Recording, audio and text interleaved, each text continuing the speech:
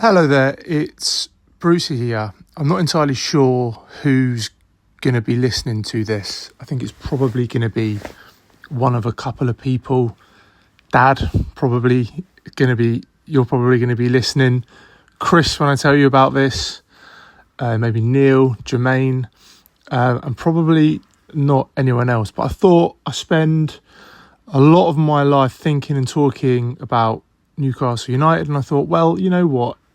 Everyone seems to have a YouTube channel, and whilst there's a very good chance that no one will be listening to this, I wanted to put some of my thoughts out, potentially on a regular basis, just with reflections on all things Newcastle, and that's what I'm going to do, and see what happens. It's obviously a big passion of mine, so I thought, well, what have I got to lose?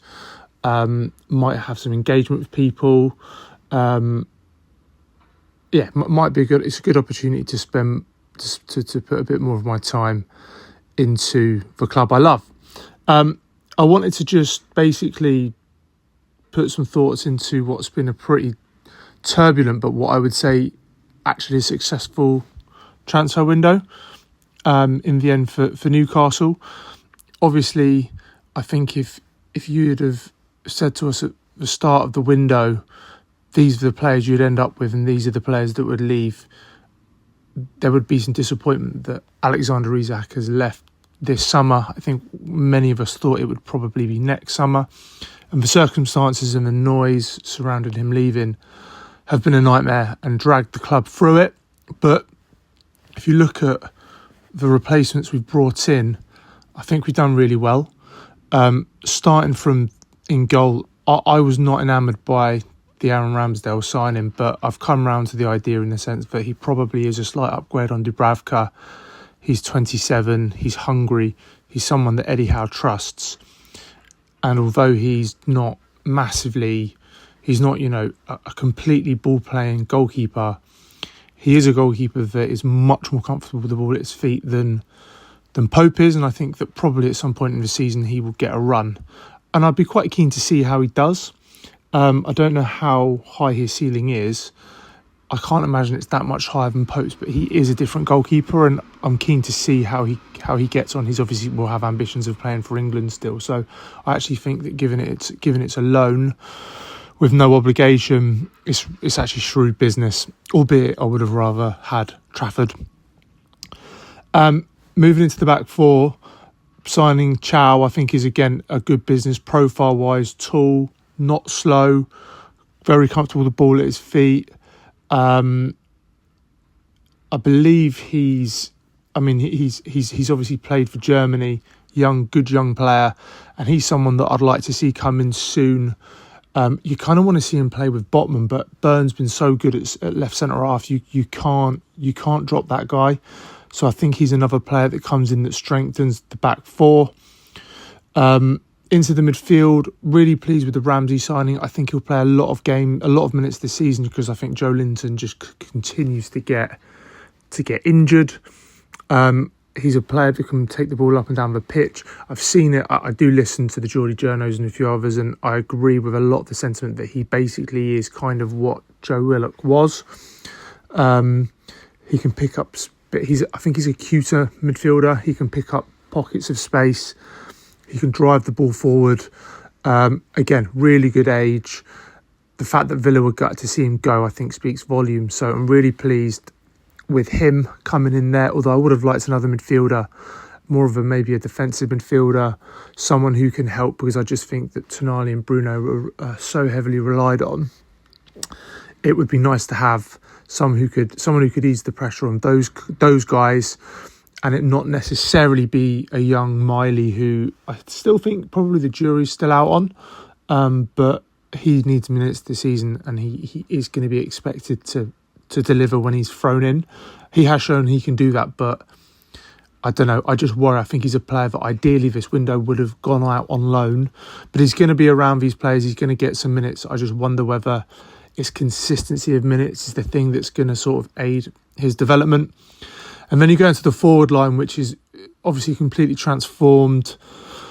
I like the Elanga signing. I think when we, at the start of the year with Elanga, the only worry about Elanga is he's a speed demon, and his best work last year came playing off a big man in Chris Wood, which obviously we will come on to, but we may have that. It looks like we've got that in Waldemessi, or whatever his nickname is, but I think he's not necessarily a target man per se, but I think Elanga needs time. He's not a midfielder. He's not a forward. That's going to be unlocking defences. He's a transition player. But I think if you can get a focal point for him, which he's not had, and it has to be taken into consideration, I think we'll see the best of him. But I think he's going to need time to adapt to Eddie Howe's system, and he'll be competing with Murphy, which I think is healthy and good.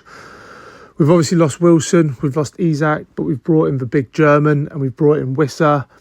And I think actually profile-wise, we've done as best as we could. We've probably overspent on both, but needs must.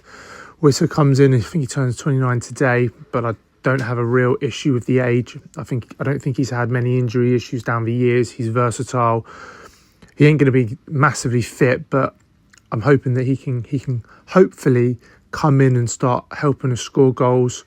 Whilst our big new signing, really excited by him profile wise. I think it's just the way he plays. I think it's going to be really, really cool. And I think signing him over Larsson is good because he's cost a little bit more than what he's probably cost what it would have taken to get Larsson out of Wolves.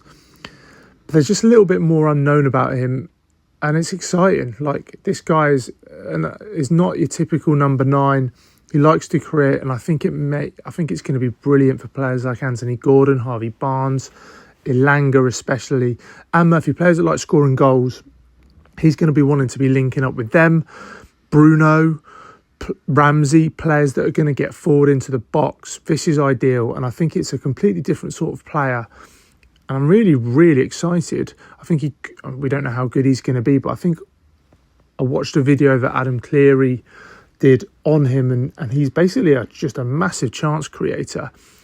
And if you surround him with players like Wissa, those forwards I've just mentioned, Gordon especially coming off the left, I think there's recipe there for something really, really exciting.